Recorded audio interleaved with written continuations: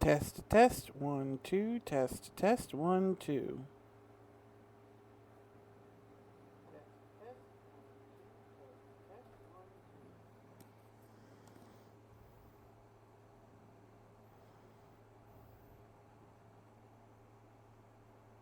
Hmm. Test, test, 1, 2, test, test, 1, 2.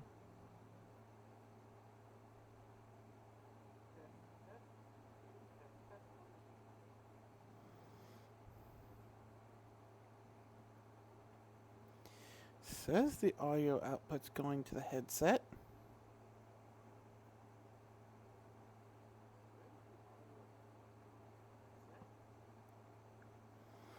Well, I could just mute that and save the headache for later.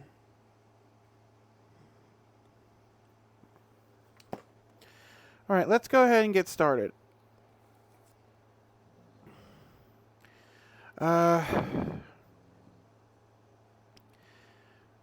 So today we'll be working on the first chapter of the second book of The Last Guardian. This is the only one I've gotten to book 2 so far.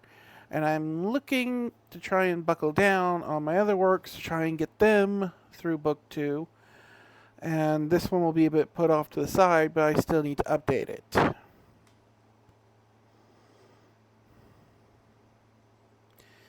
With that said,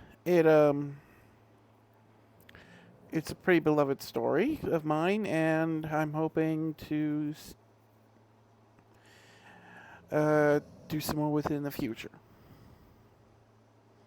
As it's going to have a bit of a... trying to think how to phrase this without giving spoilers, sorry. It's going to connect with my other stories. But if it gets too far ahead of my other stories, I might have to draw back and not update it for a while. Which is something I hope I don't have to do, but will if I must. So with that said, let's get into the swing of it.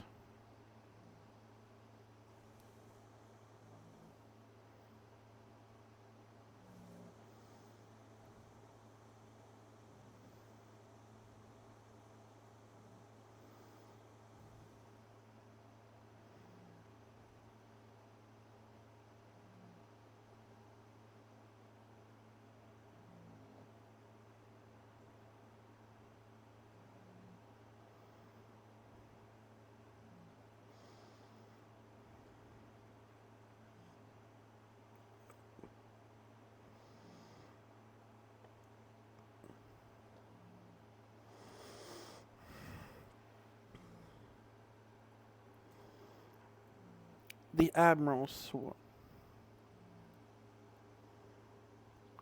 The Admiral swore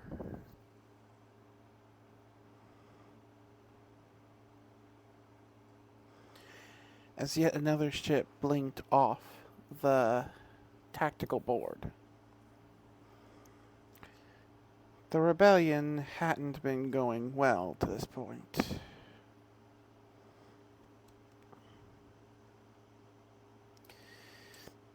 They had gotten discovered far too early for his liking, and he assumed, more like all but was assured, that there was a traitor somewhere in the chain of command.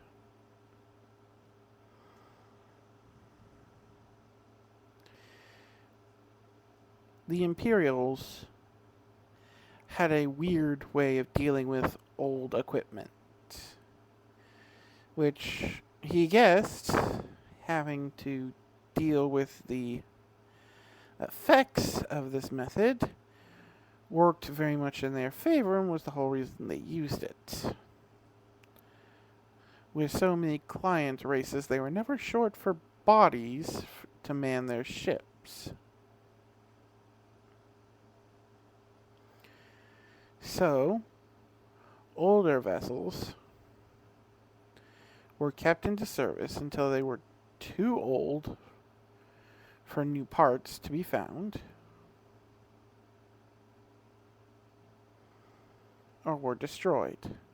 And considering they would often scavenge parts off of destroyed vessels or rip apart unused older vessels to keep the more famous ones functioning for longer.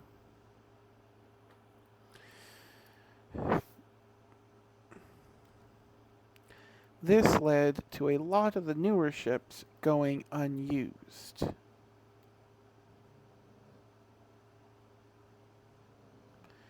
And placed into storage. Now, in the vacuum of space, all you have to do is depressurize and eject the reactor core. And a ship is not only dead in the water, but is more or less preserved so long as there's a low intensity barrier surrounding the storage location.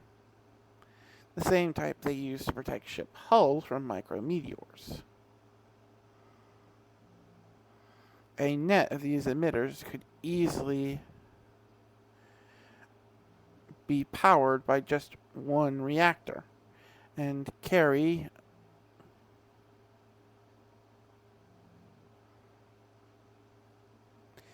nearly the equivalent surface area to a dwarf planet.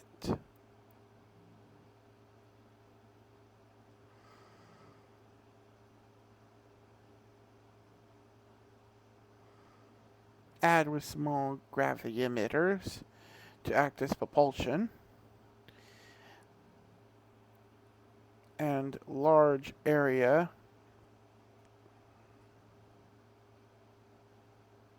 storage zones could be built with just simple scaffolding to dock the ships themselves into place.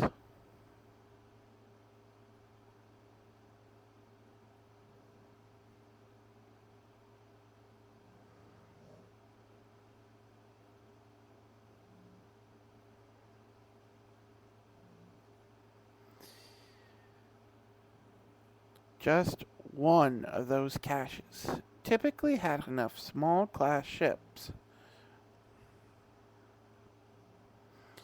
to rearm an entire fleet.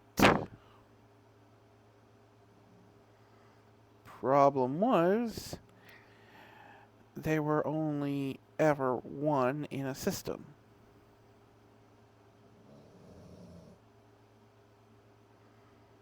They were never unguarded, and they were usually in some stage of adding or removing vessels,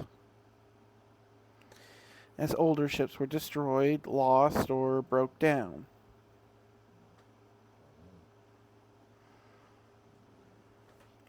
Rarely did a new vessel come off the assembly line and go straight into the fleet's hands, at least as far as he knew. It turns out the noble races, the oldest races of the Imperials,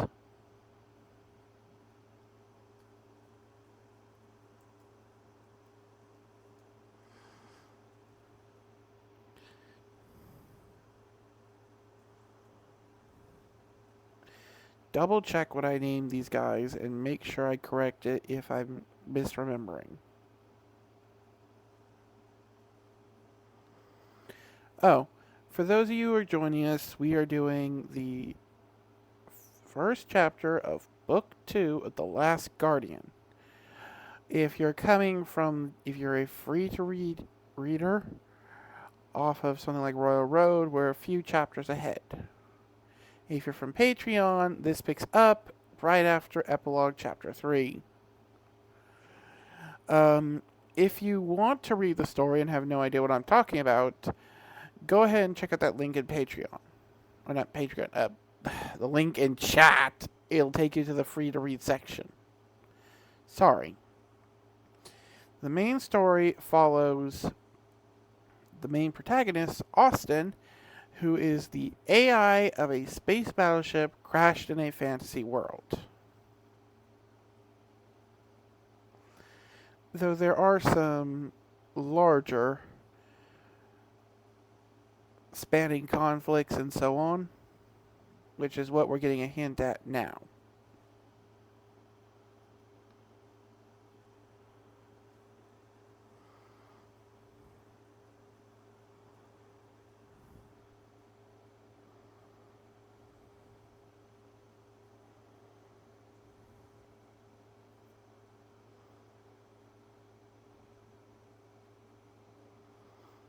Well, none of those had been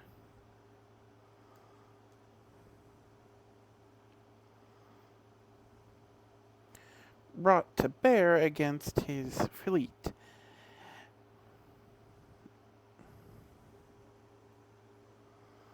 He knew one of the caches further ahead by 2, maybe 3 generations of his own was activated to supply the fleet that was currently attacking them. It was by sheer skill and home field advantage that they were holding the line against faster, more heavily armed and powered ships.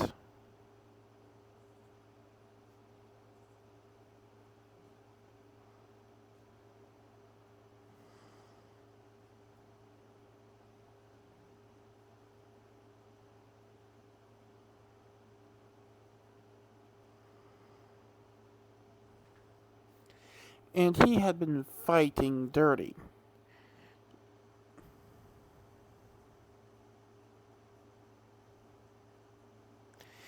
He had rigged basic robotic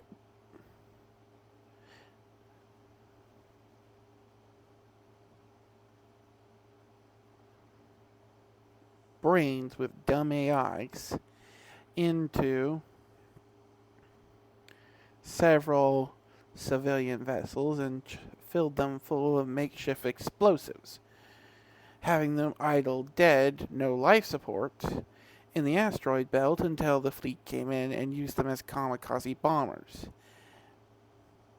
He had put gravitation units on asteroids and used them as thrown projectiles and crushing a few ships.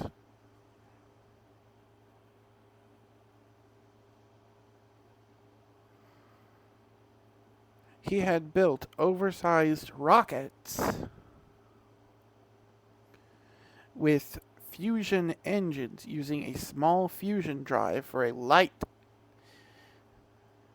corvette, slapped a tungsten armored head on it and had it orbit a nearby moon, building up speed until it escaped and impacted into multiple enemy vessels before bleeding off its remaining momentum and coming to rest in a carrier, destroying most of its hangars.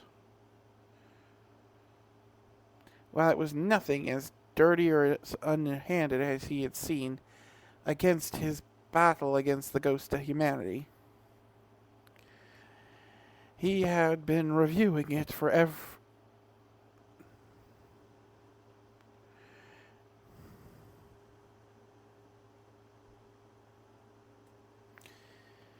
have to admit he had been reviewing it for ideas on how to do this. Almost every captain and officer in the fleet at this point had seen the unedited, classified version of that battle.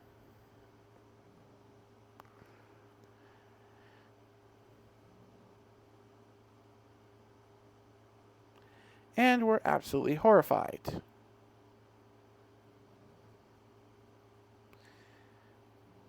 And then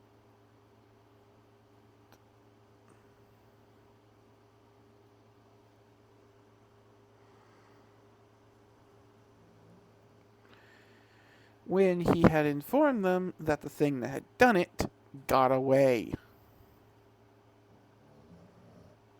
He was sure more than one officer had actually soiled himself, though he had no proof.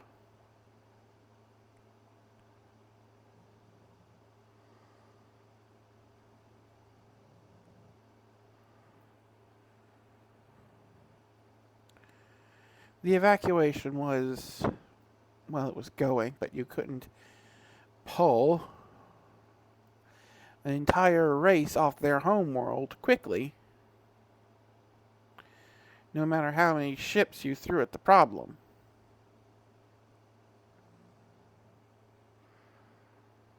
They barely evacuated 20% of his homeworld's population.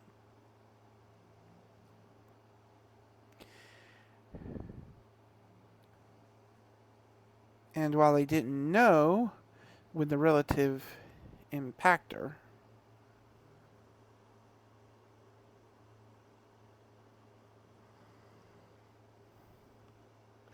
when the weapon would hit, they knew it would hit. This fleet had been sent to make an example of them, and they had repelled it.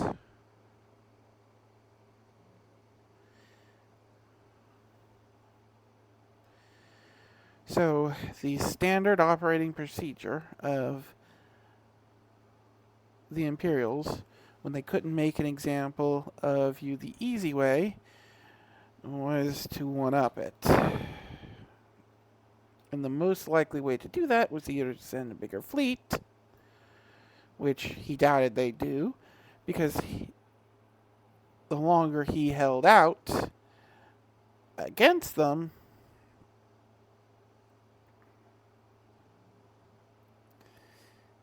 when he inevitably died, he'd die even more of a martyr.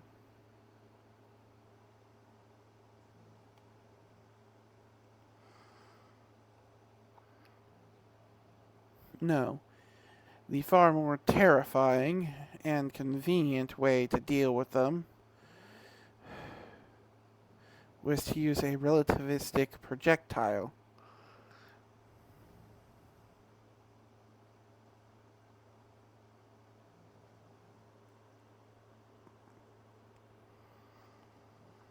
Weapon to destroy their world, if not the whole system.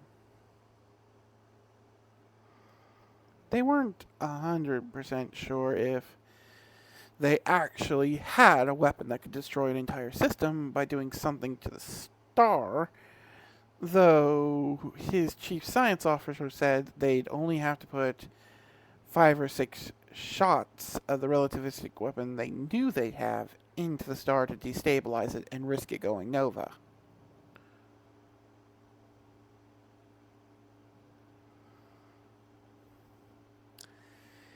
The weapon they knew of was nothing more than a larger version of the rockets he was using.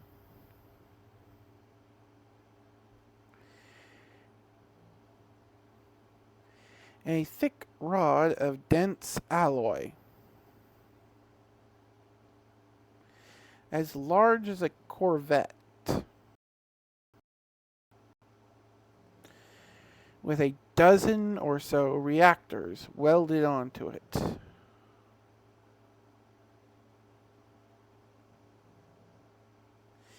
A fold drive, and a lot of engines.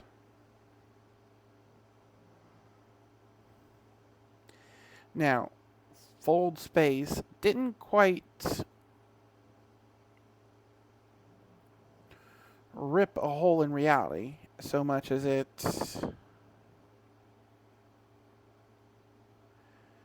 canceled out the friction.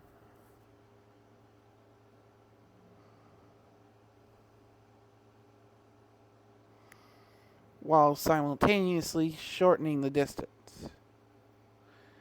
He wasn't a theoretical physicist, but he knew the basics. Every captain did.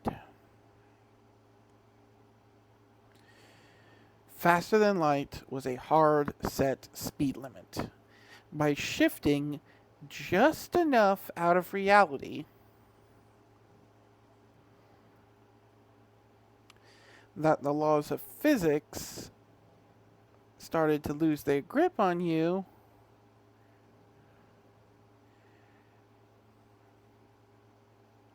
that speed limit went away. Basically, it removed the friction. However, strangely enough, once you bypassed the speed of light, instead of theoretically going backwards in time due to relativity,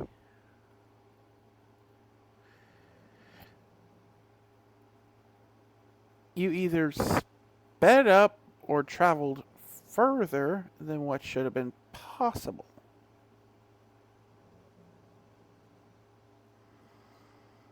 At least, that was the best he understood of it. Normally, due to relativity, the closer you go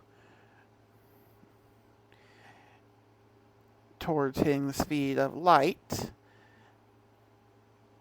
the slower your observed time is to the time that's passing around you. Theoretically, if you could bypass the speed of light, you could go backwards.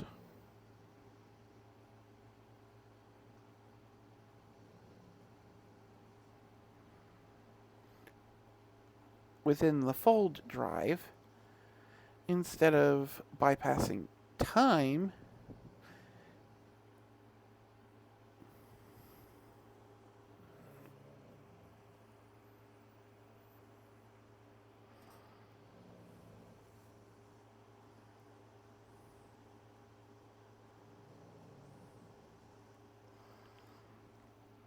effect, you seem to bypass distance instead of time. He had heard a lot of different theories, like how, since they were technically accessing a higher dimensional plane, that they might be traveling the same distance,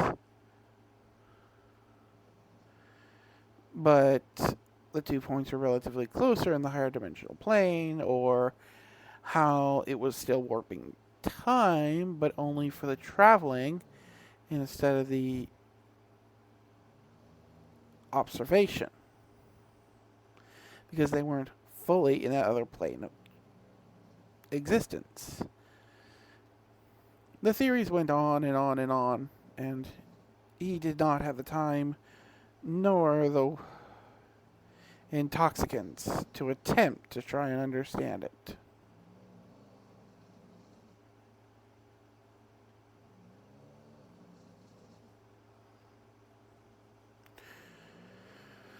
No, he had to focus on the battle. The battle, they were technically losing.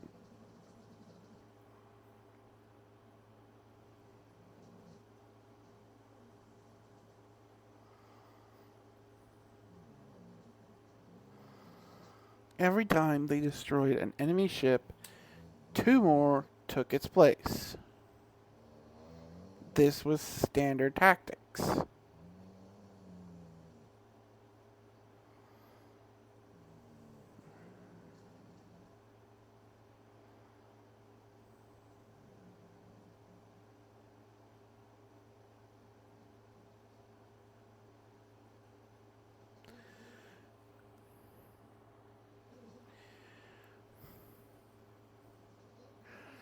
By simply keeping the fold drive active, it created a constant stream of tachyons. When those tachyons were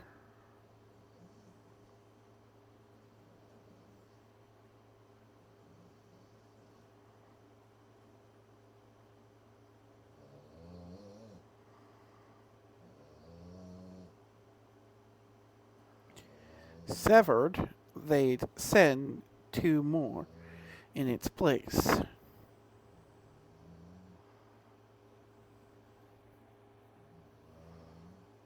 Assuming the ship was destroyed. And the larger the tachyon field, the more the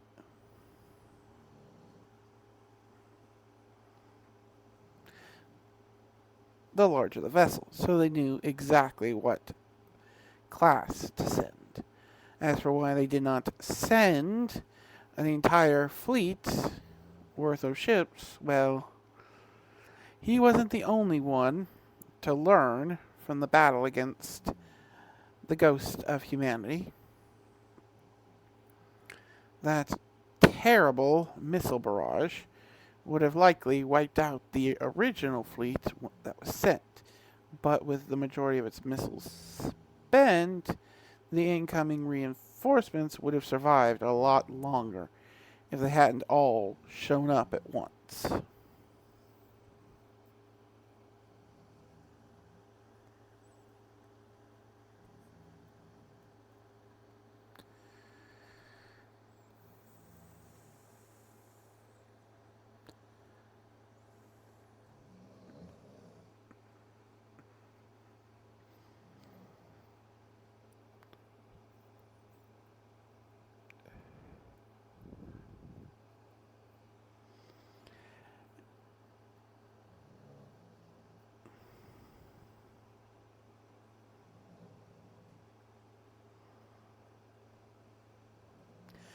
Plus, with someone observing the tachyon streams, they would at least have someone who could properly call for help. Once the interdictors were activated that kept ships from warping out, it also kept message buoys from warping out as well. The small little drone ships were used primarily for communication. If you really wanted something private, you could buy one with a long enough range and send it straight there. Though most just use the relay network, a collection of automated stations and short jump buoys.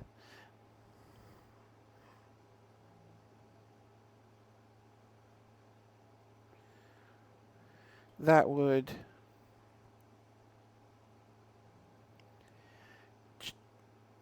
take a snapshot of what was saved in the station, jump to the next station, have it scanned, and have it pass the viral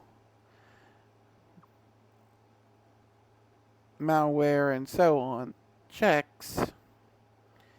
It would compare the two, and if there was anything new, copy it,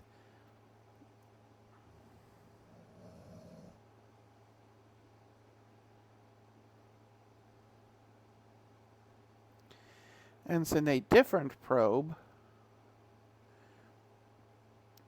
with a snapshot of its own records.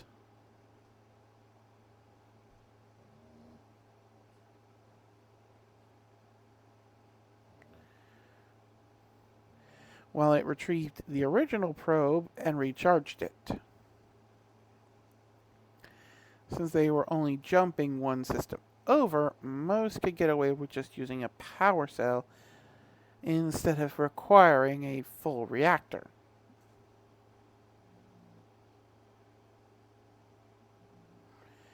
Meaning it literally just had to recharge at the station between jumps.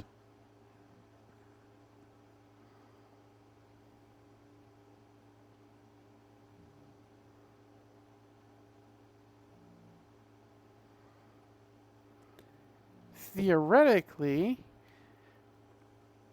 if no new updates were passed between the two after this process, they would just hold on to their probes until one got something new.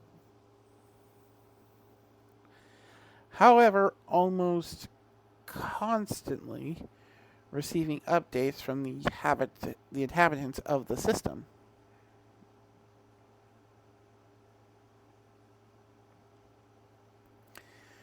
meant that these probes were practically flying back and forth constantly.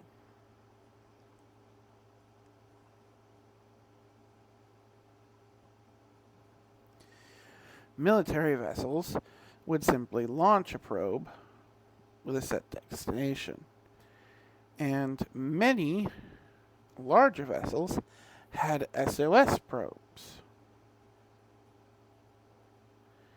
And some of the truly rich or merchant vessels had their own communication probes.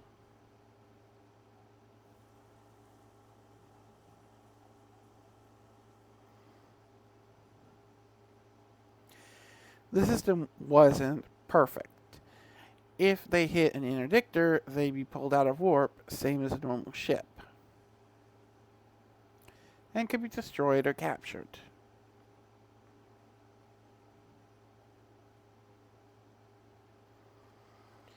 Which is how the Ghost of Humanity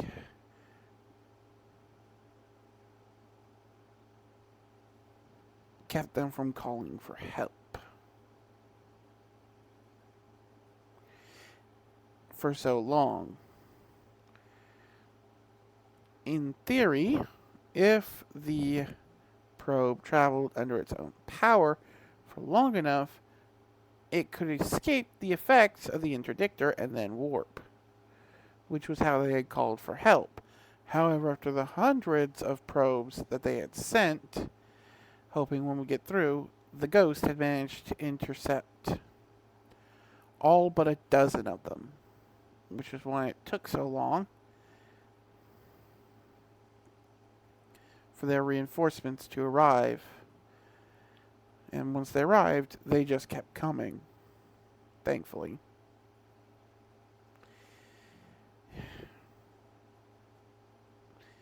Which, he guessed, was probably another inspiration for this very fighting style. So long as you had ships to throw at the problem, you could keep doing this nearly indefinitely.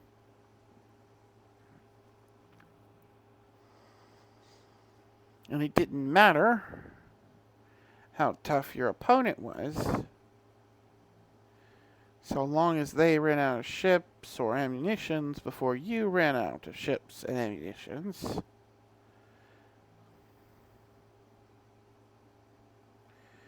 Well,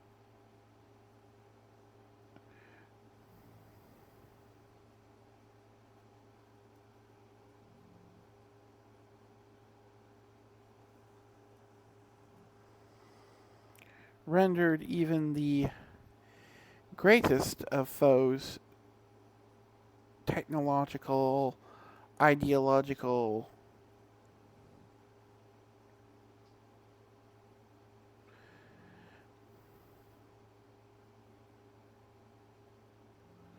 or whatever.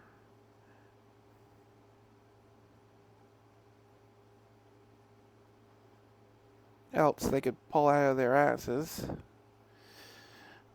to try and throw a spanner in the Imperial plans, all but mute.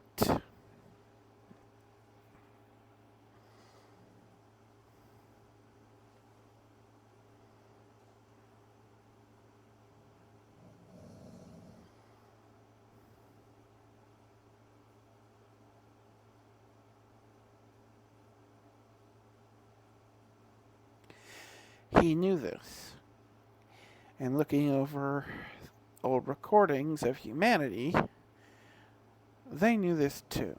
They used something called hit and run tactics. Make them bleed, deal as much damage as possible, maybe drop mines, maybe drop interdictors, maybe just jump in with as many missiles welded to your hull as possible, dump them and jump out before they could stop you. He'd been brainstorming with every dirty trick in the book he could think of with the other members of the rebellion to cause as much damage with as few as losses as possible against the Imperial fleets. And it had worked. For years it had worked. But inevitably, they had ground their way to his homeworld.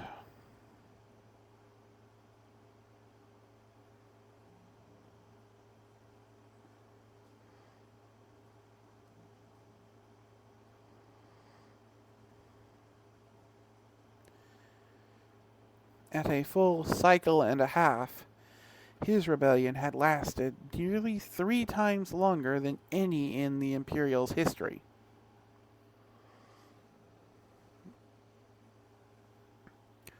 Which said a lot. He didn't know what just yet, but it was definitely a lot.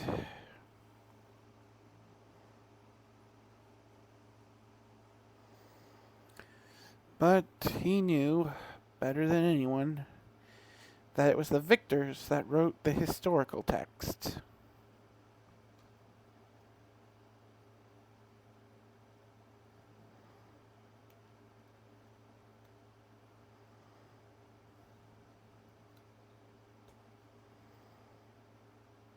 So he guessed that mattered very little now until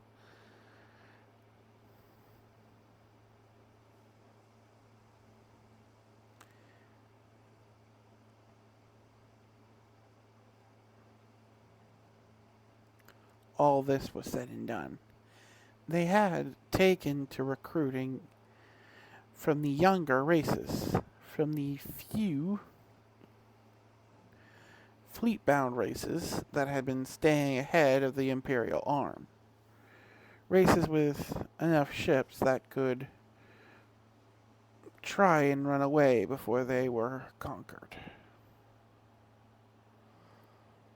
While the majority of their population was inevitably integrated into the Imperium,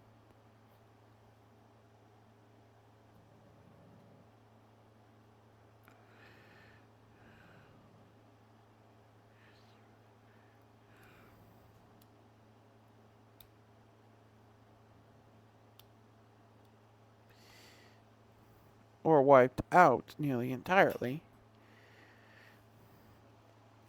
they had roughly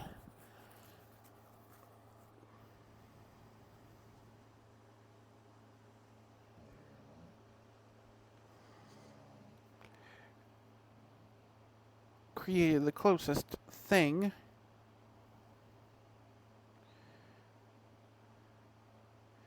to a galactic power the Imperium had ever come across. Unfortunately, they were more focused on gathering and providing for their various races, as well as trying to uplift races in the path of the Imperium so they could flee themselves. The Imperium owned roughly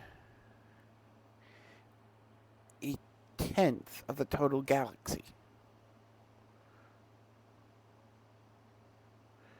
That didn't sound much at first, until you realize that tenth had literal trillions of stars. And was so wide, even with the fold drive, it would take longer than his species' natural life for them to travel from one end of the Imperium to the other.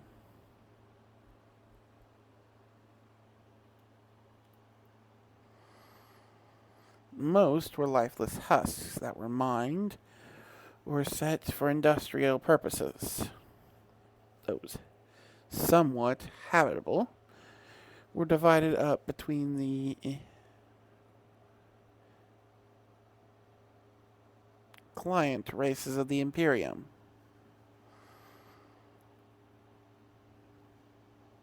For whoever could make the most of it.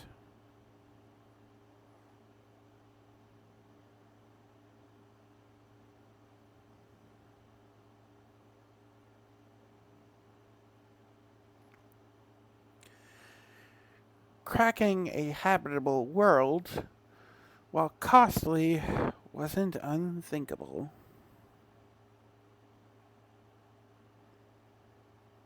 Thus returning his thoughts to the weapon he knew was coming.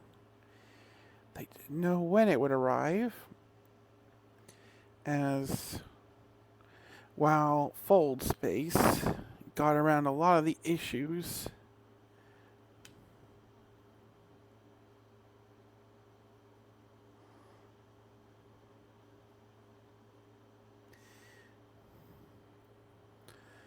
of FTL,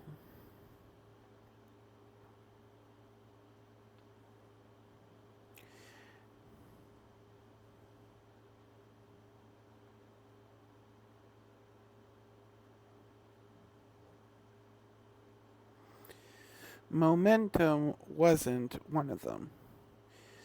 You came out with the same momentum you went in as. So, in order for the relativistic weapon to do the most damage, it would have to spend a very long time coming up to full speed.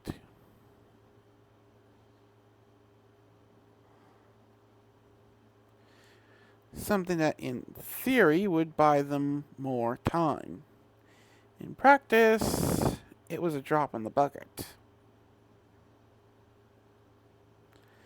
But still, it was time. Time they could use to evacuate another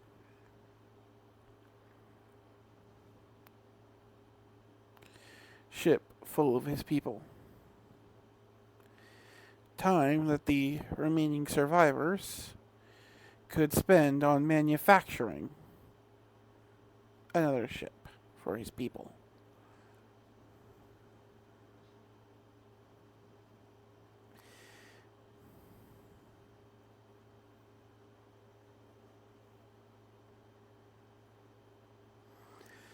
Time they could use to beg, borrow, and steal for just another second, for just another life. He knew that his race, the civilians at the very least, would likely have to join up with the nomad races.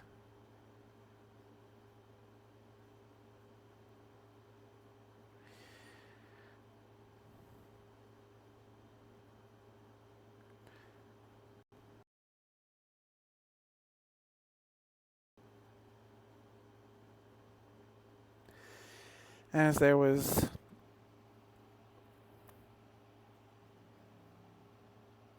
only 2 colonies his people owned. And no doubt they'd be targets for invasion.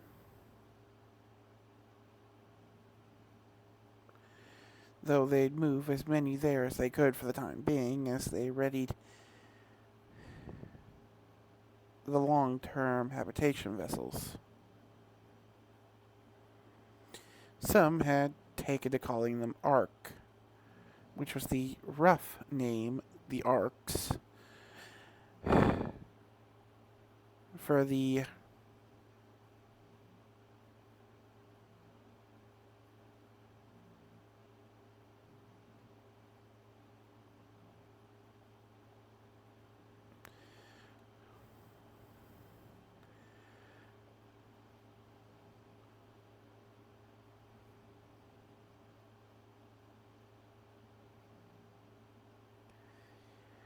group of surviving transient races amongst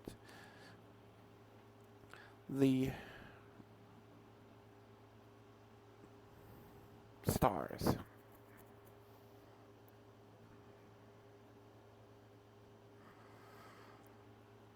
He hated it, personally.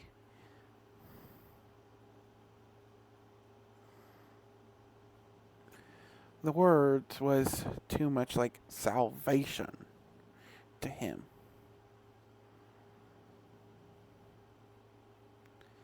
And tasted filthy in his mouth, dooming his people, whatever was left of them at the end of this war,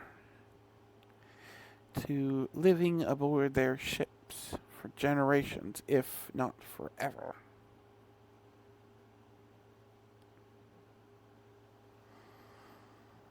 Was no salvation. And at least he'd never claim it as such.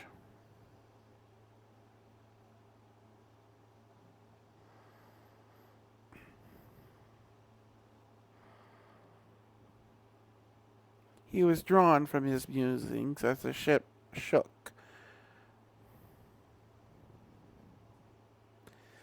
The new concussion plasma torpedoes were annoying, but by oscillating their fields within the shield matrix itself, they mostly managed to disable the attack.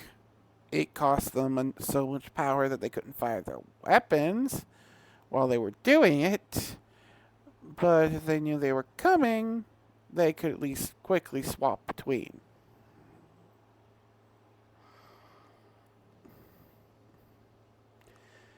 His flagship's plasma lance, the biggest weapon in their fleet, completely melted its frigate target before cutting through two others and a corvette as they tried to bring it to bear on a battleship. Unfortunately, the capacitor banks were drained before it could cut clean through the ship, only managing to take out a dozen or so banks of emitters for their weapons array. The large battleship was already rolling to bring its other guns to bear.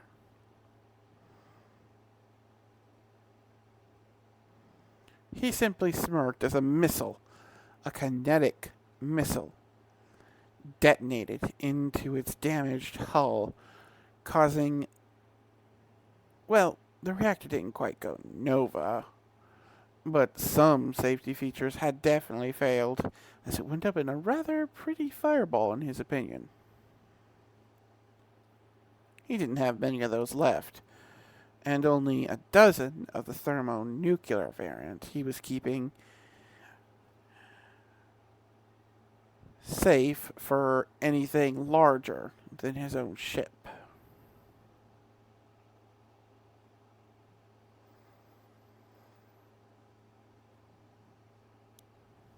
Like he said, he had been reviewing everything and anything he thought could remotely give him an advantage. And one of the reasons that the humans had lasted as long as they did was their combined arms doctrine. Their fondness for what the rest of the galaxy believed were outdated kinetic weaponry had left a lot of ships underprepared for their devastating impact. Energy weapons could drain shields, and once they were, a kinetic weapon could punch clean through and then keep going right through the hull.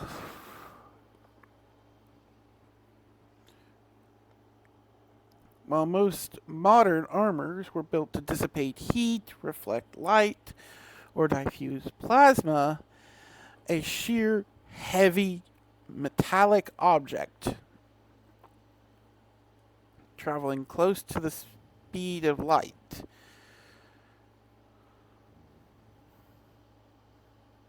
would tear right through them.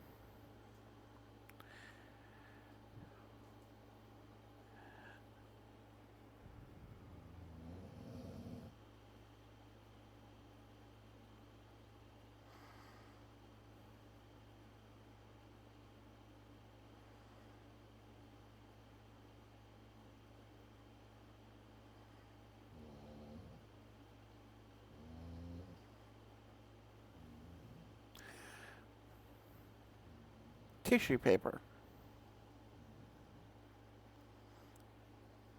Like tissue paper.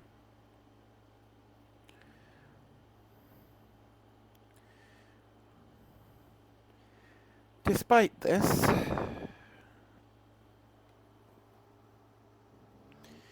they had very few kinetic options to work with.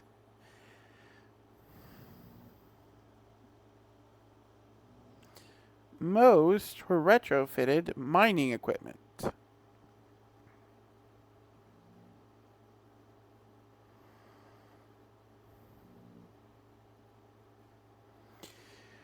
larger, unusable, barren planets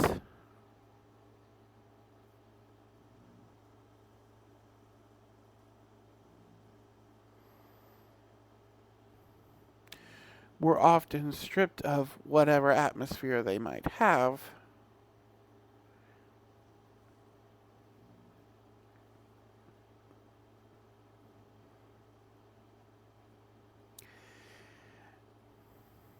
before being harvested using high-powered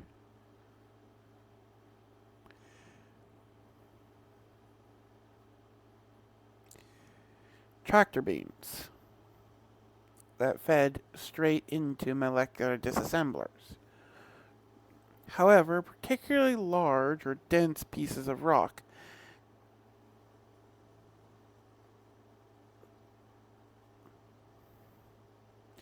could not be moved by such systems. So instead, they were bombarded with small metallic rods launched from railguns, he believed they were called. These metallic rods were cheap and easily processed down by the molecular disassemblers and could be fabricated from a simple fabricator on board, costing nothing more than some hydrogen for the ship's reactor to break apart larger rocks.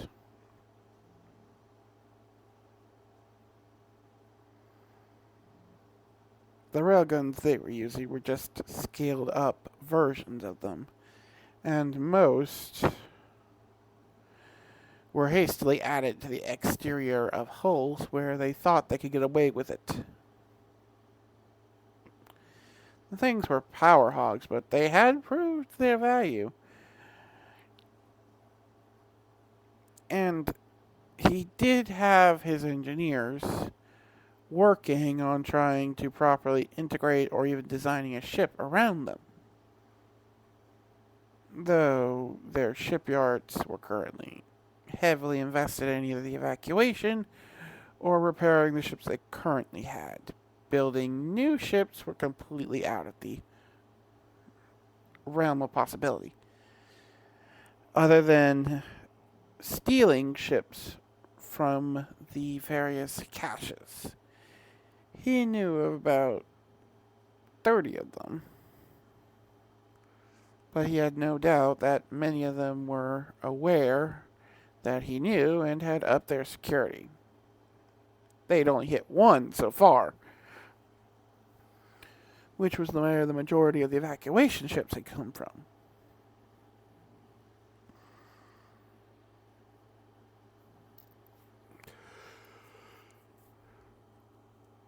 While these ships were military grade, they weren't kept with onboard ammunition or weapons.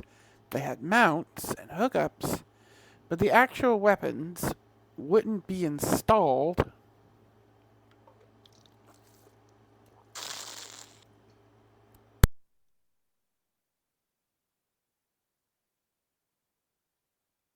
Sorry, didn't realize my warbow would make that much noise.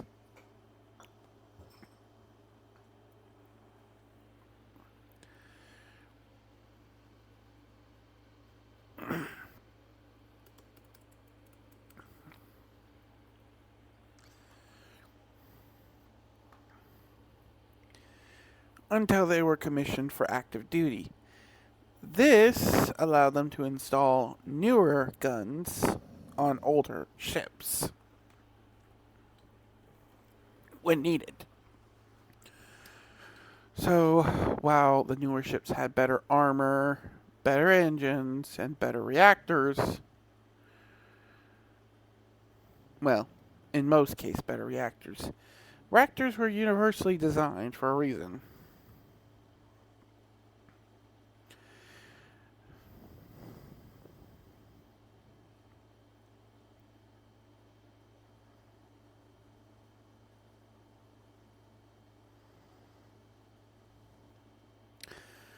But regardless, they simply didn't have enough weapons to arm them all, so instead they put the majority of them to use in evacuating civilians.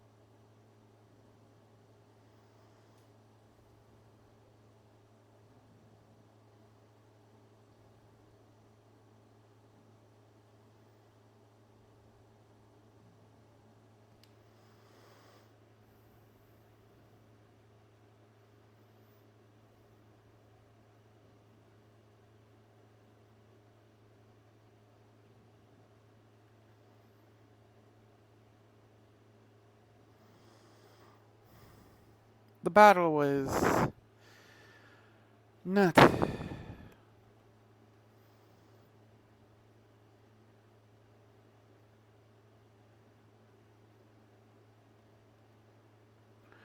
which was somewhat useful, he guessed.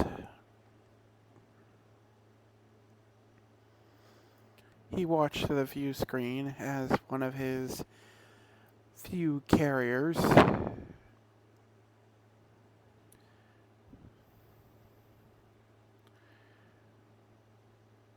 desperately fought off a missile barrage.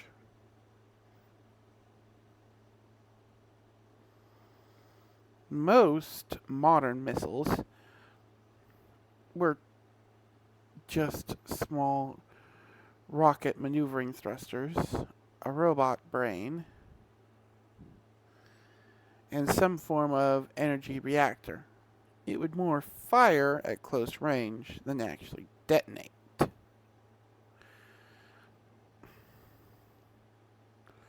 Where the missiles that actually used kinetic force would impact somewhat burrowing into the hull before detonating.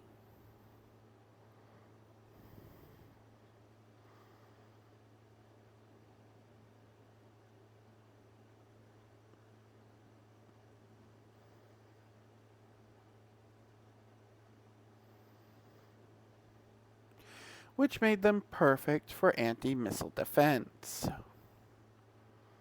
He smiled as it managed to fight off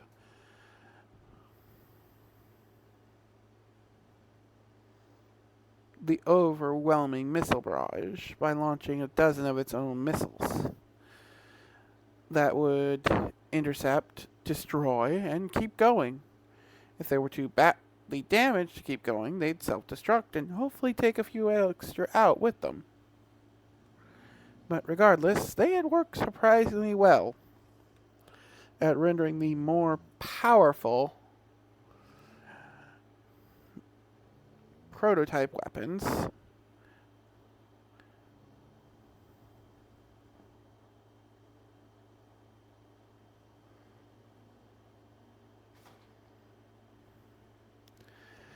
a non-issue. Despite this, they only had so many. So many missiles, so many ships, so much hydrogen to power it all.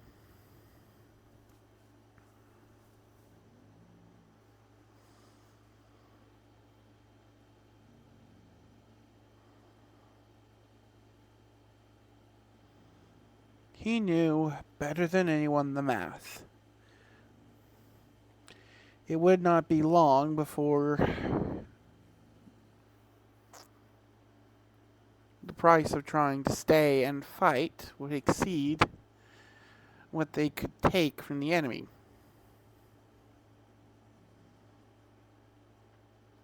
A day, 3 at the most, if they were extremely lucky. He had already had to send a dozen or so frigates halfway across the system in an attempt to FTL away when they had ran out of power.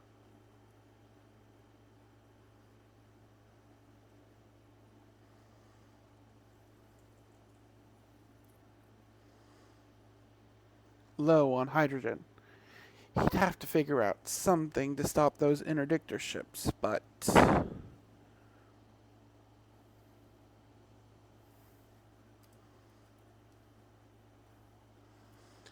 Captain, space-time anomaly. Uh, I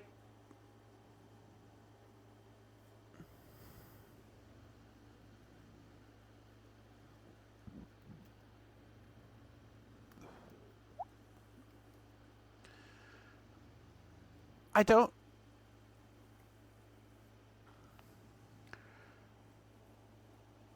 These readings make no sense.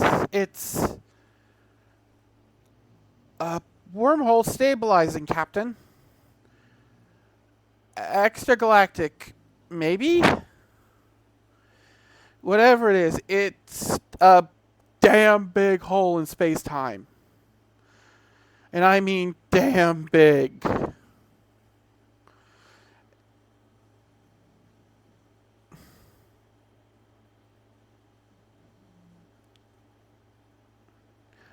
I'm talking fleet carrier big. Something's coming out of it, Captain. I think.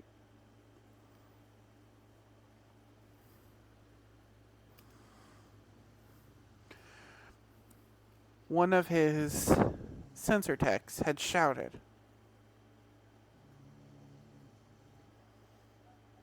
He had always valued his sensor tech's input and never stopped them from speaking up, as he had started out as one of them.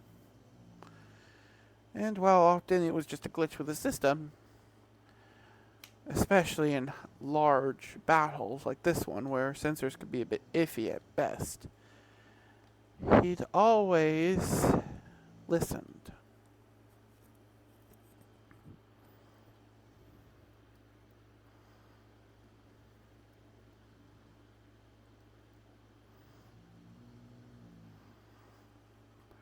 Bring it up on the main monitor. I want to see this for myself.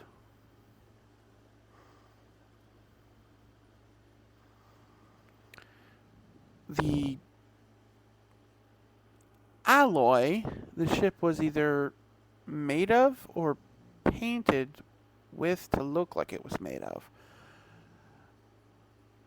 was a very dark silvery blue, almost black. However, when light refracted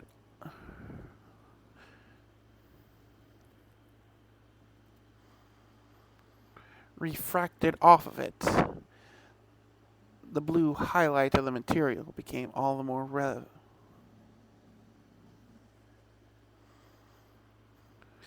visible, though as more and more and more of the vessel came out of the almost invisible tear in space-time, it became harder and harder to see.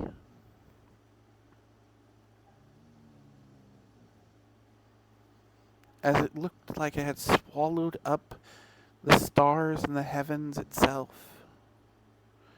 It was not a pitch black void,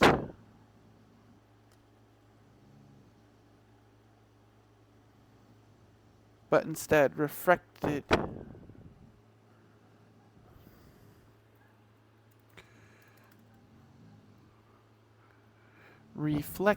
the light of nearby stars. It looked like a patch of space was moving, completely independent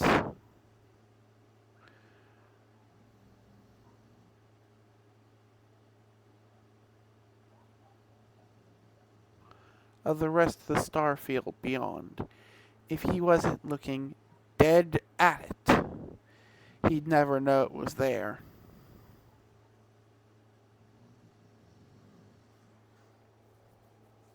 That was until the hull rotated.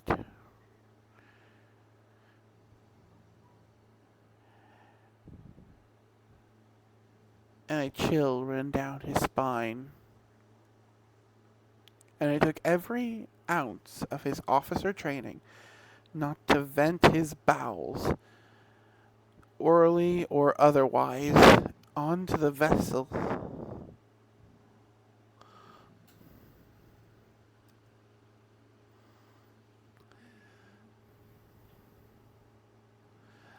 Floor of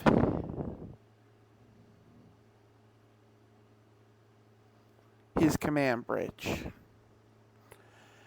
As there, carved into the side of the vessel, so faint that it could be mistaken for just an odd array of stars, was human script. A23-I.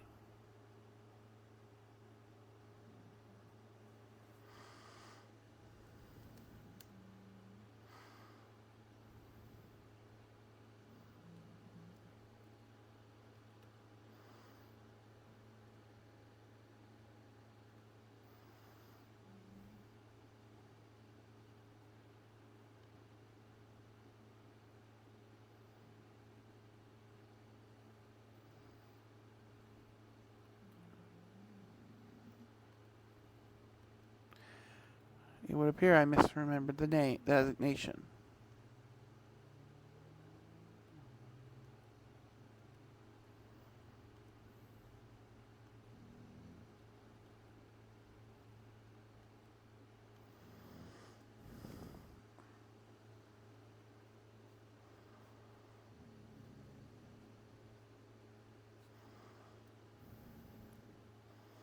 Terran colloquial vessel.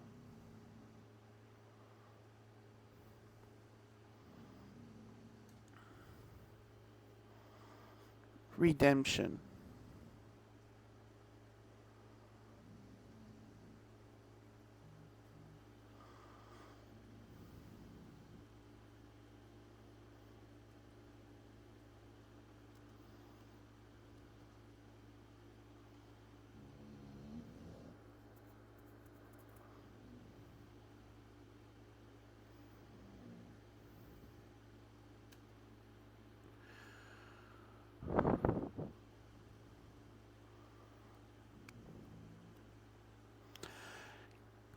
Comms. Urgent order to all ships not to fire on that vessel.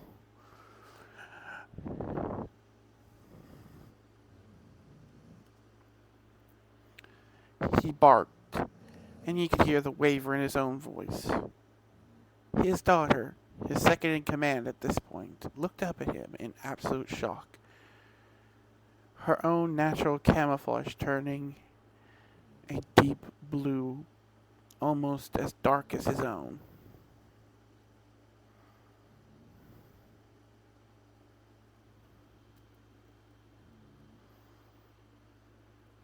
Father, he thought he heard her ask over the ringing in his ears. He simply shook his head and stared directly at the ship.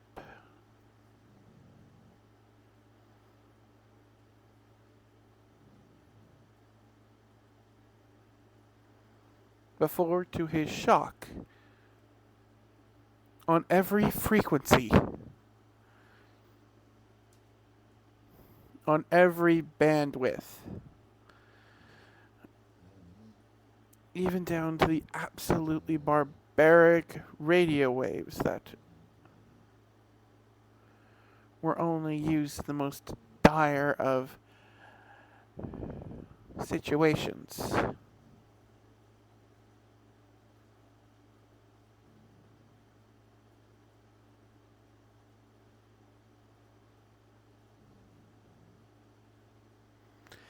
A single message played.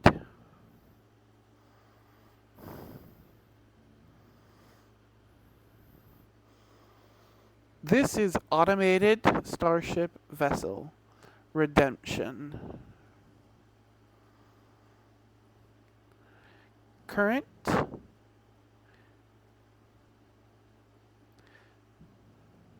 Simulacrum designation A42 7I9.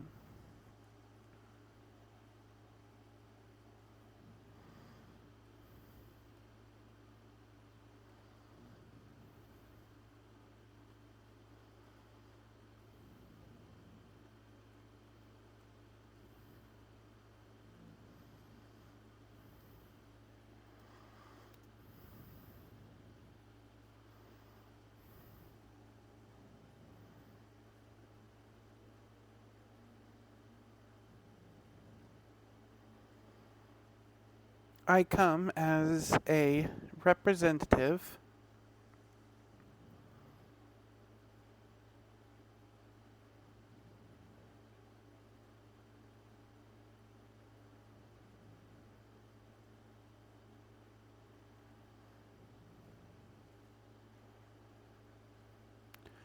of the United Terran Colloquial Navy, the United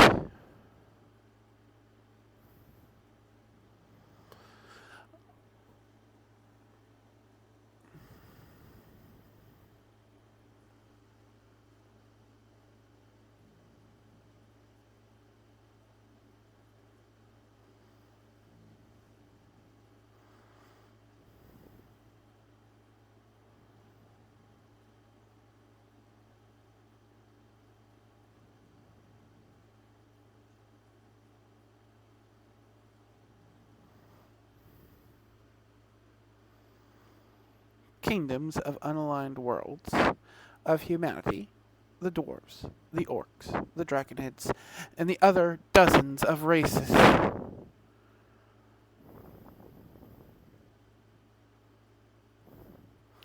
I come as a representative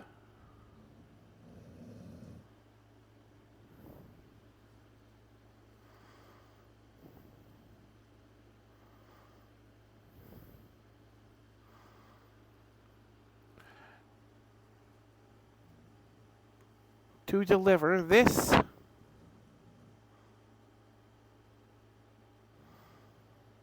missive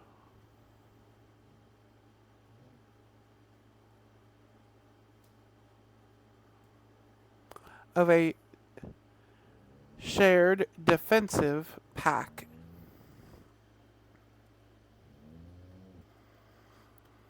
Temporarily shared defensive pact.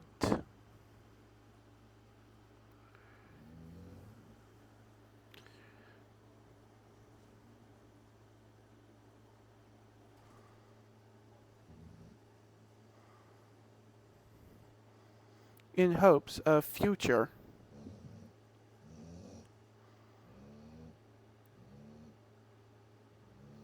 negotiations.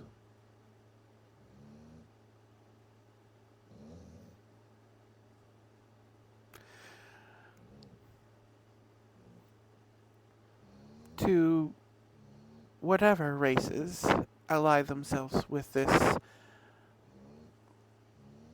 newly founded rebellion. Apologies, this is a bit hastily put together, as we only just learned of your existence. So I do not know which to properly address or what title to use. As for the Imperium,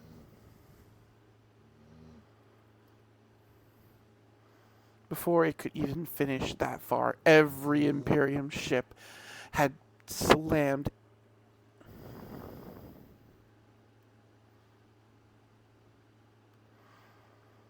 thrown everything they had at that one vessel. Its shields did not flicker. In fact, it did not seem to have them.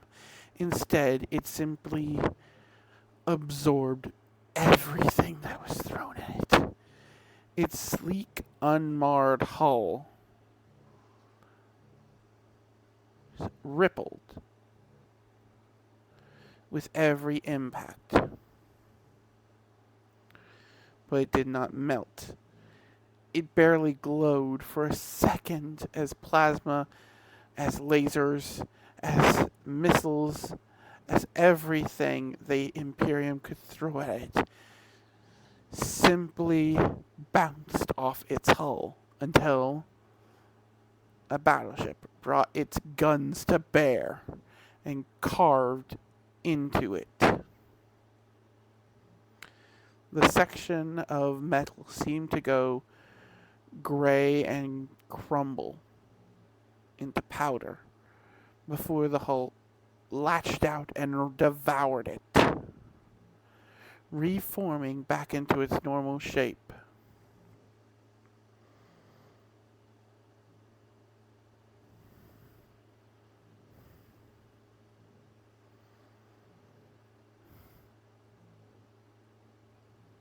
In the milliseconds of shock that brought, the message went from being just a verbal to an image of a skeletal figure, the one from his nightmares all those years ago.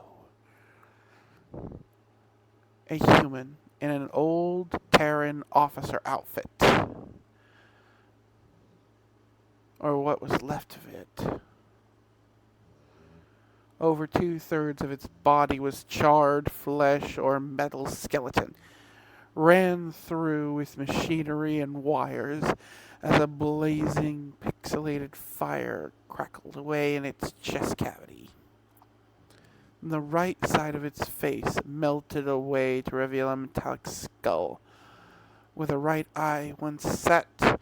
A red sentinel glowed as it raised its metallic, skeletal, sharpened fingers to the screen.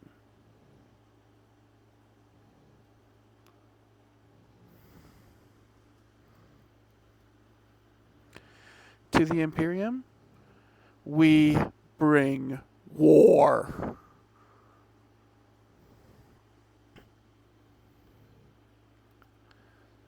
The scrape of metal against metal was a poor imitation of a finger snap. But the heavens opened up as dimensional shifts, impossible phenomena, birds and fire and ice dragons,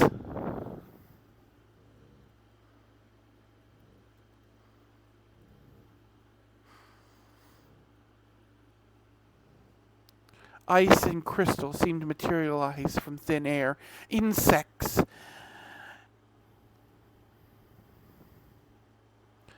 made from the hulls of destroyed vessels, formed.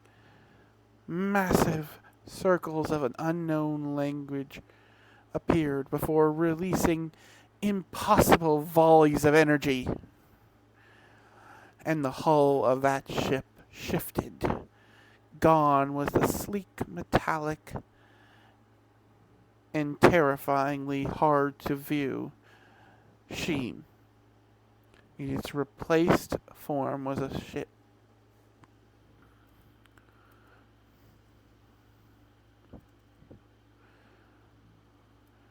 Was something that had haunted his nightmares for as long as he could remember. The blocky, utilitarian design of the Terran vessel was nothing but weaponry coating its hull. There was not a square inch of space where he could see where a missile battery, gun turret, rail gun, laser emitter, shield, plasma gun, or launch bay for something was not placed. The thing looked more like a cobbled together station made of nothing but pure firepower.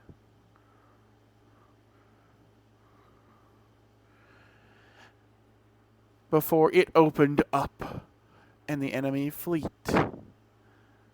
simply ceased to exist.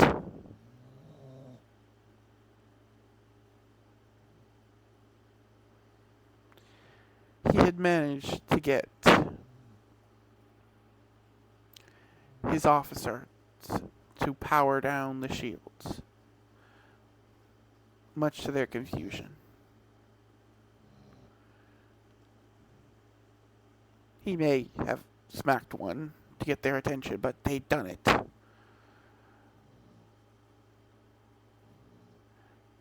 He needed to hear it just one more time.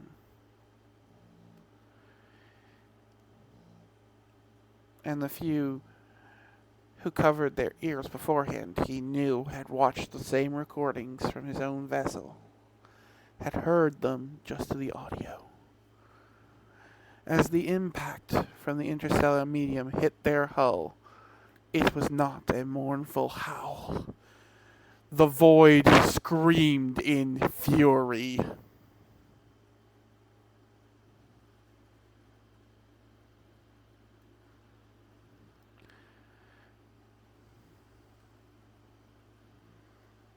He had heard almost 300 cycles ago.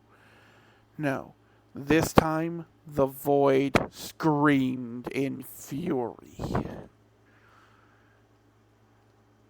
And he smiled, while the blue faded from his coloration. And the bloody red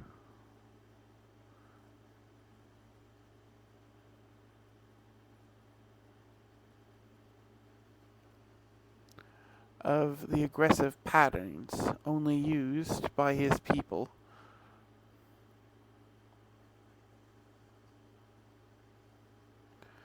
when truly furious marred his skin. He smiled.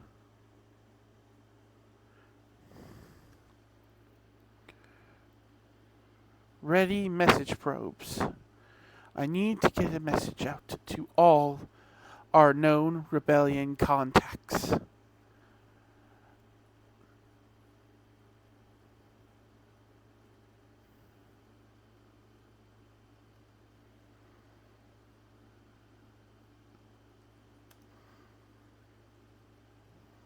They need to get ready.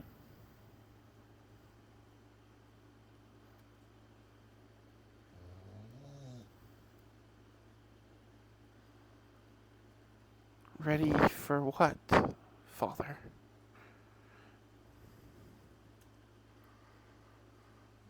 His own daughter asked. And he couldn't be prouder of her in that moment, as she was one of the few who hadn't vented their bowels at the sheer destructive force at display.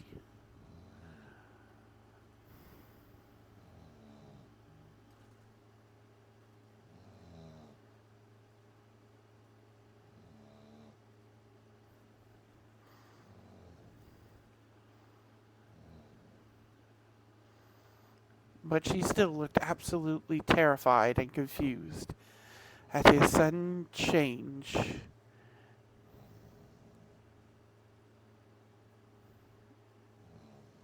in demeanor.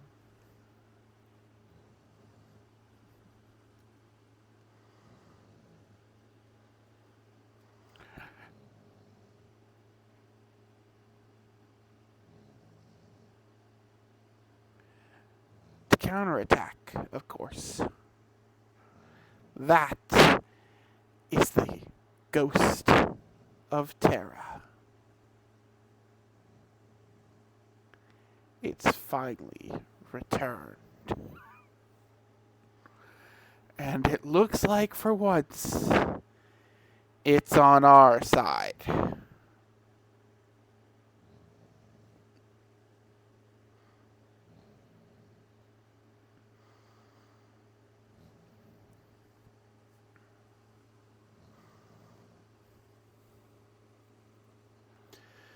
Huh.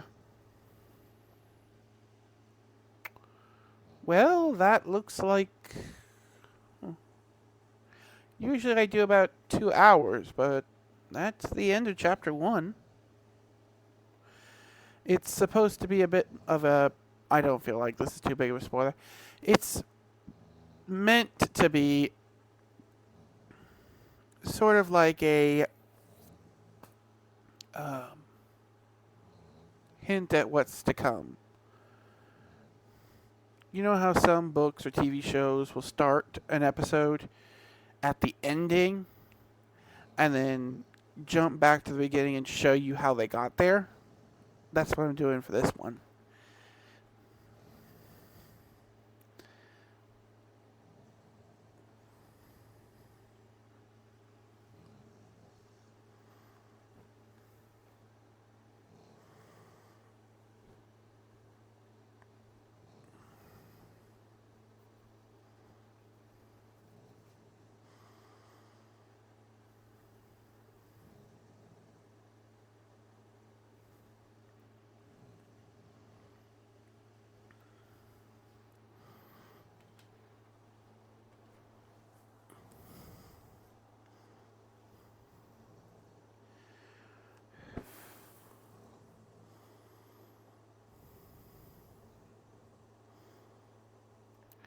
Uh, I'm trying to decide.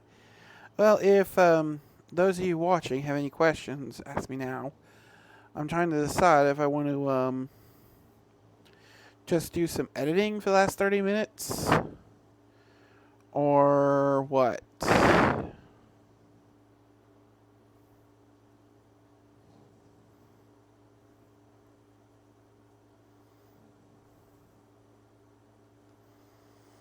I mean, I guess I could do some editing. But I don't know how well it'll turn out with the audio issue I was having earlier.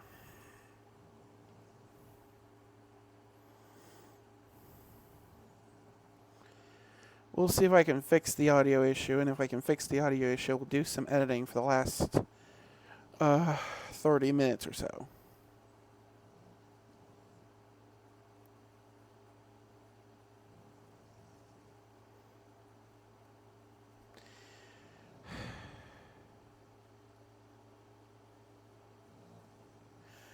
Please do not post bots in my chat. I will not use them.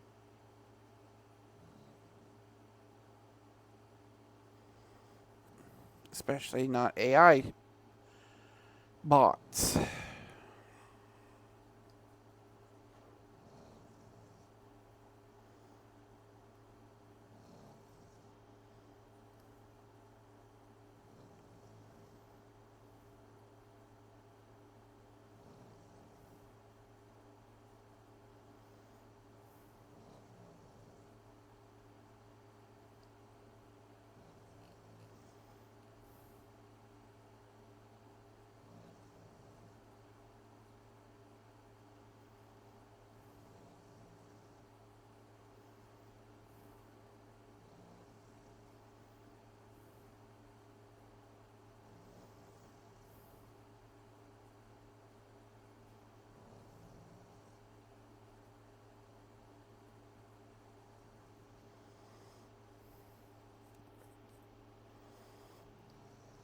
Okay, I think I've got that fixed.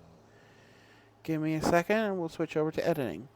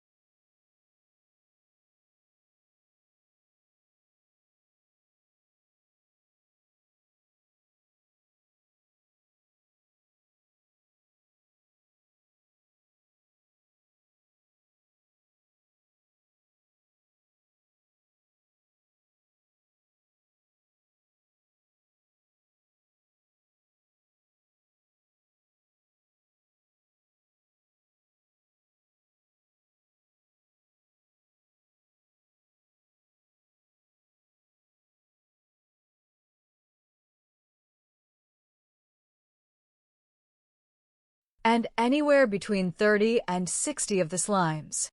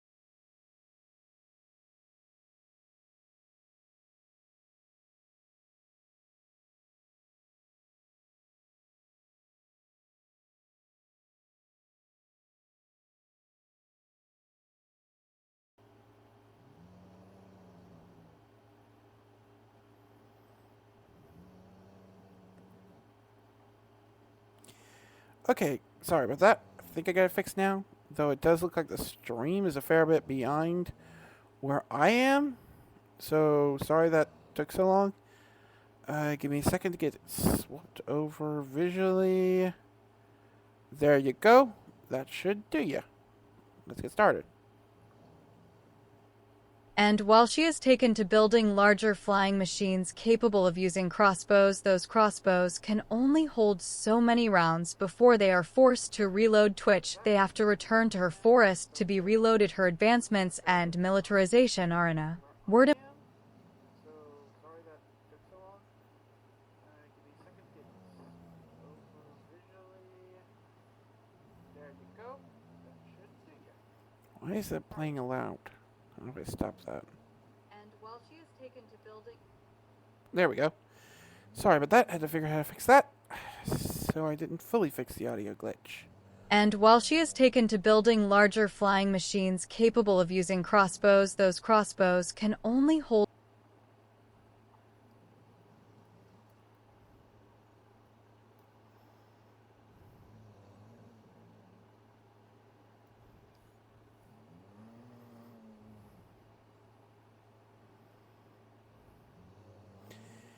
If you have any questions, don't hesitate to ask, especially since I'm not going to be talking as much as I will be focusing on editing.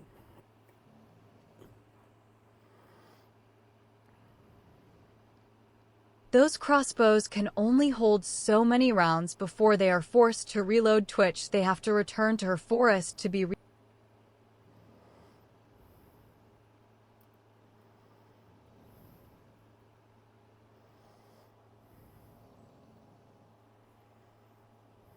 reload to which they have to return to her forest to be reloaded. Her advancements and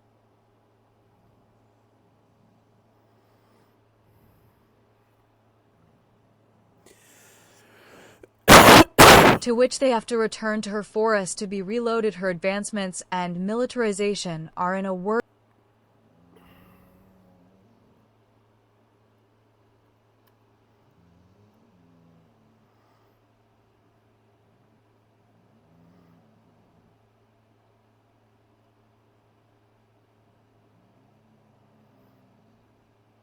Her advancements and militarization are in a word impressive, but in comparison with our own is well tiny, because they are tiny that Bali to us.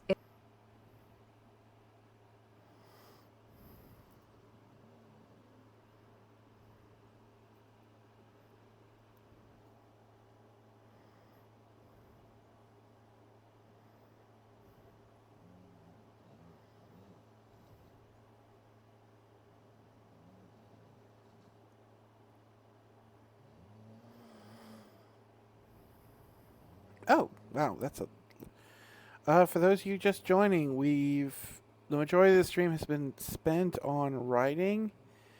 Uh, this first chapter of the second book in The Last Guardian. Now we swapped over to editing. We're currently working on the nanite fantasy for the next half an hour or so, maybe a bit more. We will see. If you guys have any questions or whatever, please let me know. And if you want to read either story, both are linked in the chat. The second one being the one we're currently working on.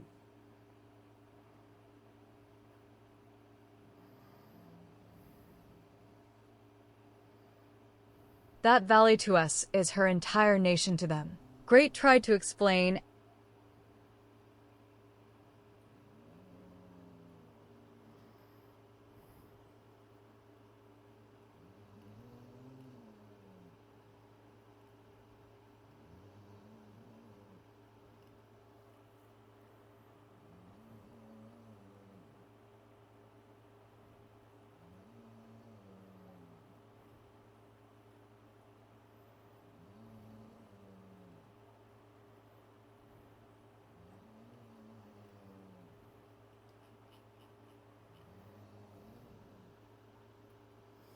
Just wanted to make sure I'm spelling his name right.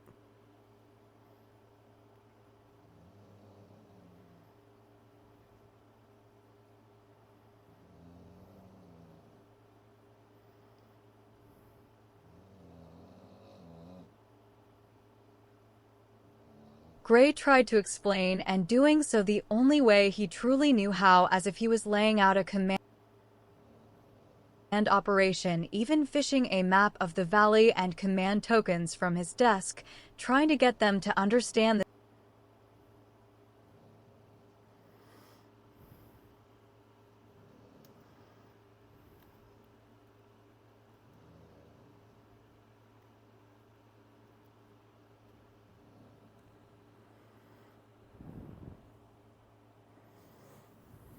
As he tried to get them to understand the state of what they were dealing with here, Lady Allagast had looked somewhat intrigued at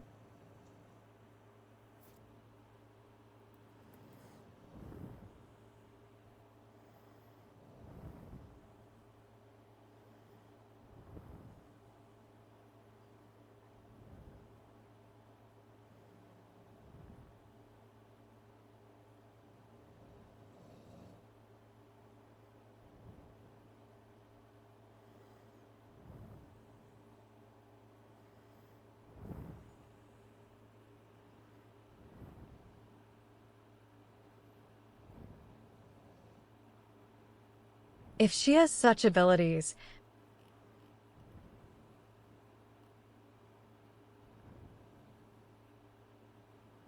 Lady Allagast had looked somewhat intrigued at points, but as he finished his explanation, he could tell she was rather unimpressed with his description of the situation. However, the young nobleman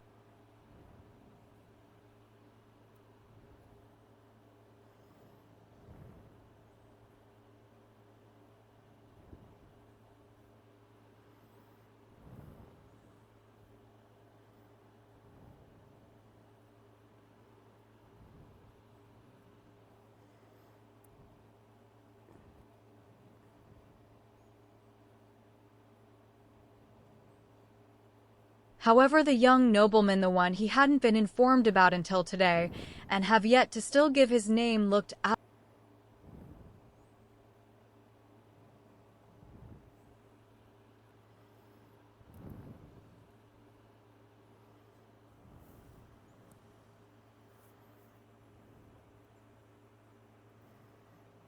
Today, and who had yet to still give his name, looked absolutely fascinated. He could tell the man was from the Scholars Guild easily enough, the gaudy outfit the scholars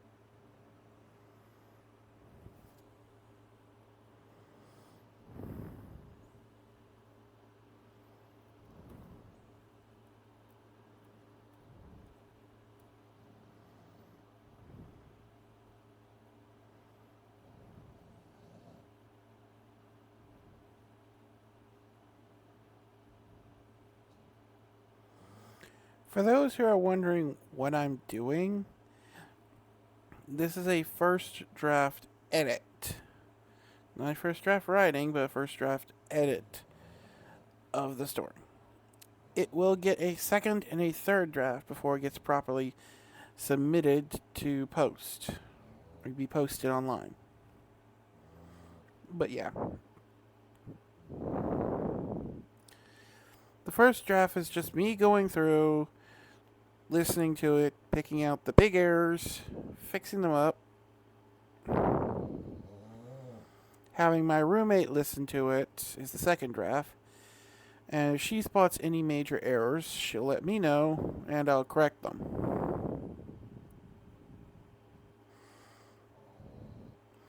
The third draft is me just, again, listening to it and trying to see if I can't pick out any small errors, like words that just don't quite add up or sentences that don't sound quite right.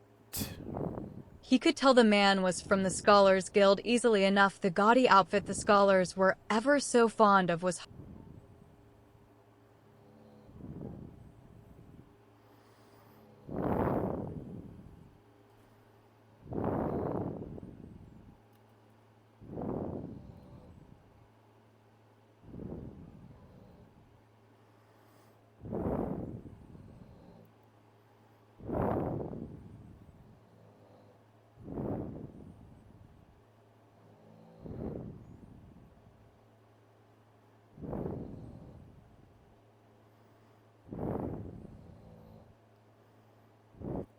were hard to miss after all. Gray himself didn't know if he believed the stories that the outfit had come from why the mythical otherworlders, or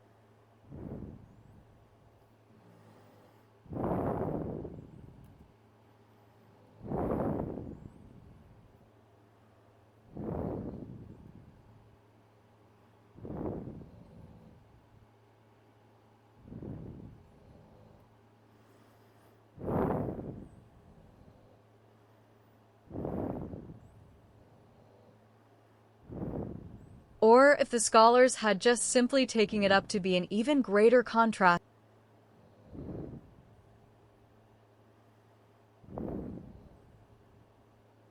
It up to be an even greater contrast with their counterparts in the Wizard Guild regardless. He had neither.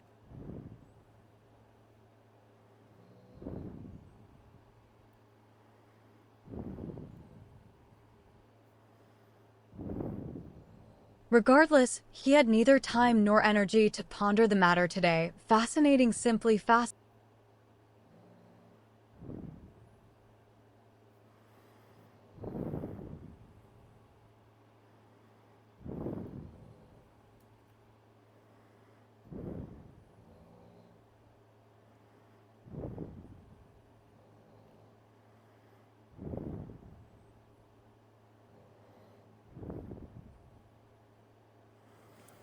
The yellow highlight is just me marking sections I've already worked on.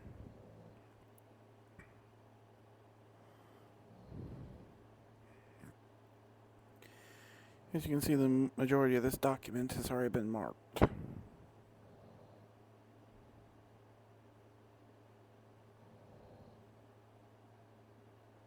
If she has such abilities, Don't know why it keeps trying to jump back up there. fascinating, simply fascinating. We have no record of any such machines in our archive as far as I am aware. Nor do we have any record of a race similar to what you've described here, the Myocytes. Do you have something similar with their function?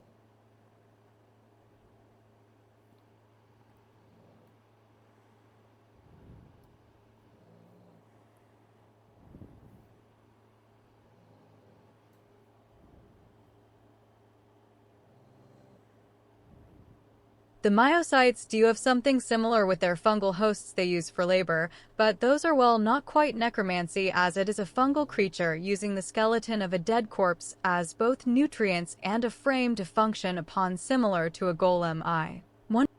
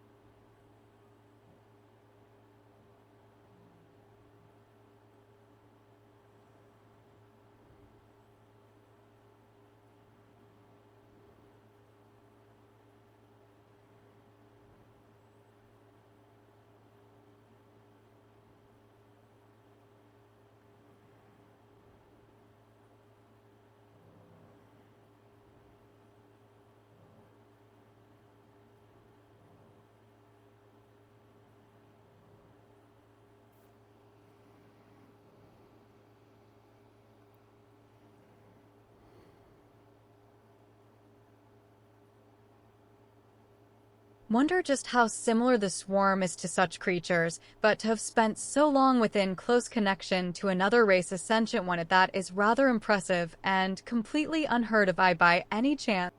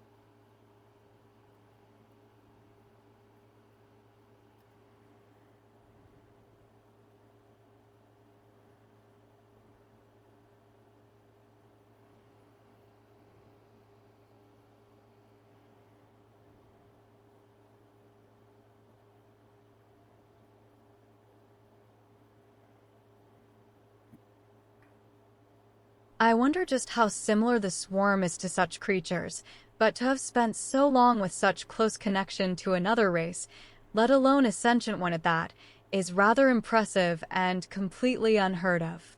By any chance, has anyone been able to meet with the young queen? Wait, is she young? Do we have any knowledge?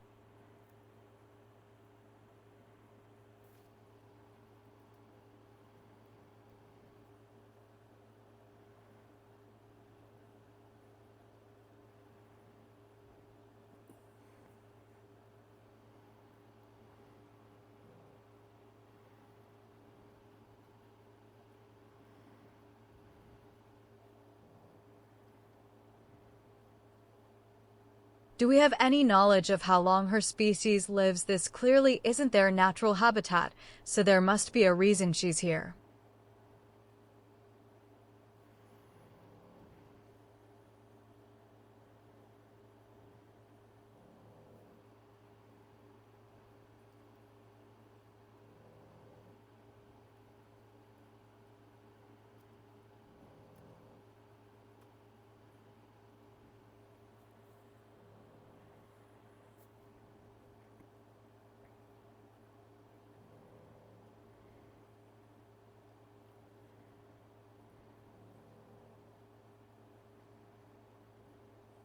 The man had asked as he rapidly scribbling notes down in a small book.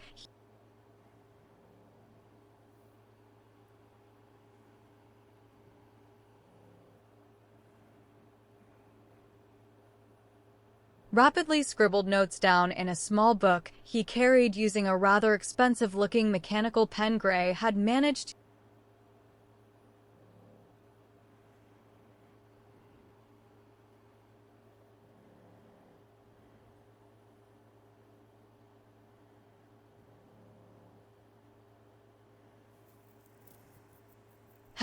to use one once or twice when he had been at a more influential noble's estate. They worked far better than the inkwell pens or the quills he was using. If she has such ability,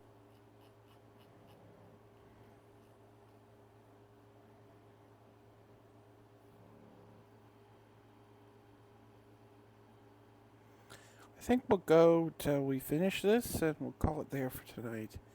Because we're already getting close to the 2 hour mark. they worked far better than the inkwell pens or the quills he was used to. Well, he did have a pen and did use it for the more.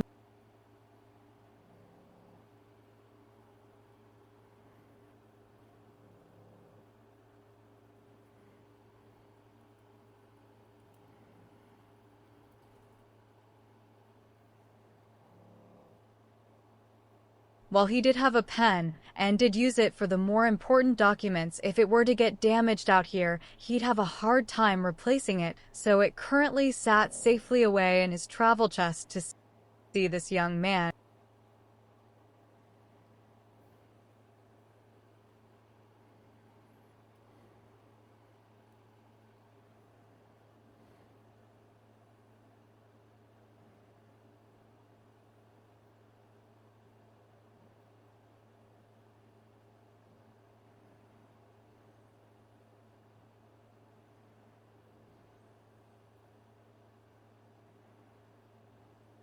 If she has such abilities, why are we wasting?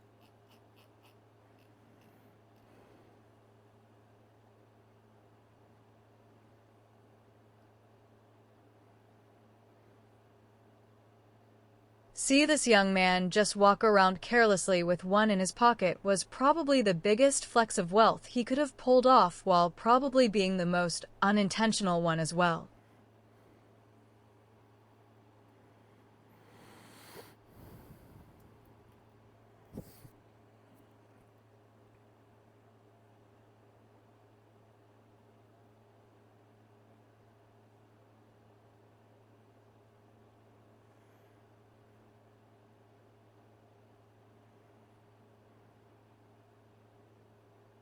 Do not know she has not been coy with us per se, but it is clear she is learning the language as she goes. Well, it has been a while since we run into.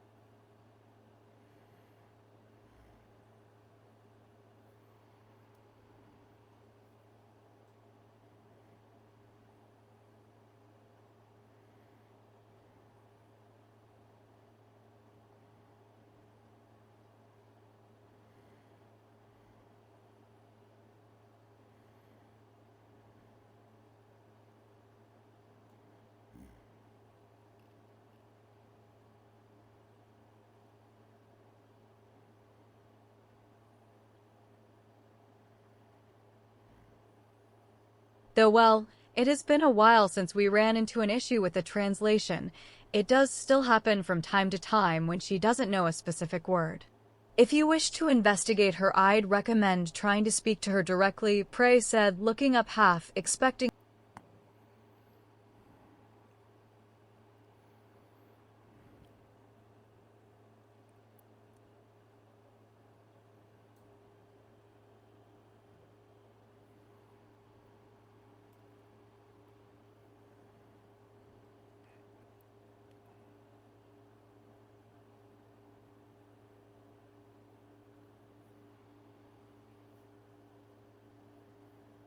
Perhaps she has a better understanding of etiquette than I expected. It seems she's left us as best,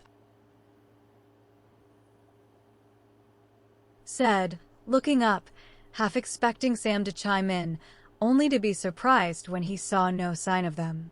Perhaps she has a better understanding of etiquette than I expected. It seems she's left us as best I can tell alone to have our conversation. Grace.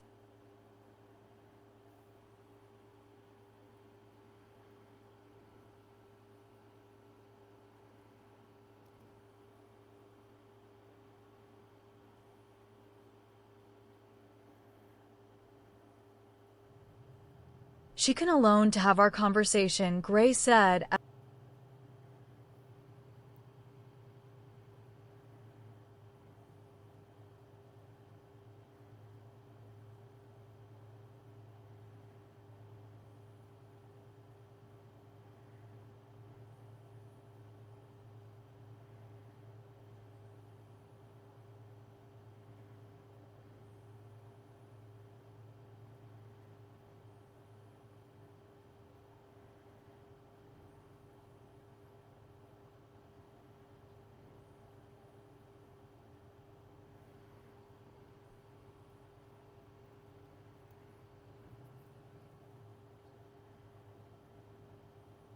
Why is it you sound so surprised by that fact? Lady Allagass sniffed distastefully. Oh well, I highly doubt.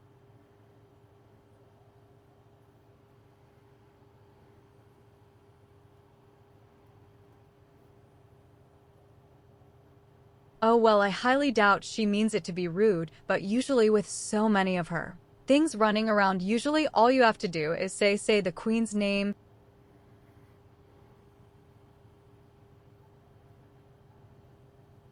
Say the Queen's name and ask your question, and something will arrive to answer it shortly. Let's hit the fountain.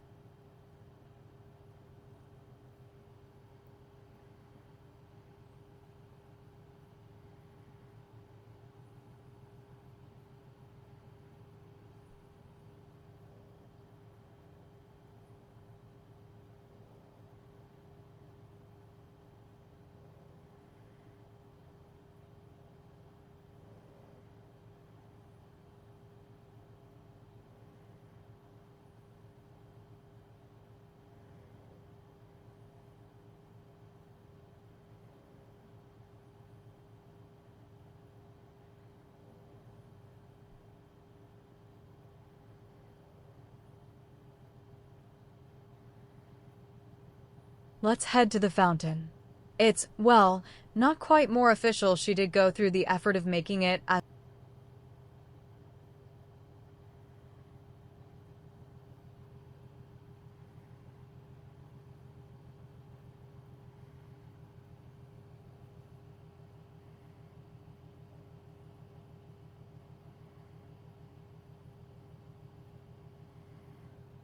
She did go through the effort of making it as a direct communication point between us. I guess you could call it something close to an embassy.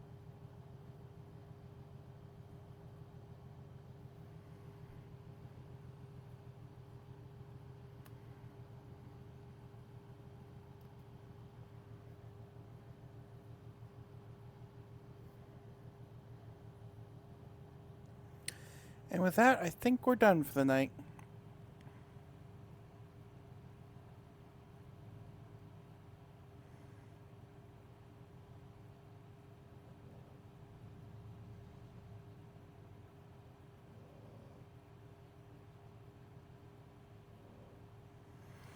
Oh, well, yeah, you're coming in right at the end. Um, so the first part of the stream is me writing the first chapter of book one, of book two of my story, The Last Guardian. The first link at the top is to the actual story itself. No, I did not stream the entirety of making it, though I do have a large collection of the later chapters of it archived on YouTube if you want to check them out. I can give you a link if you'd like. The second link is to a nanite in a fantasy. Since we finished early on that, surprisingly enough, I decided I'd work on it.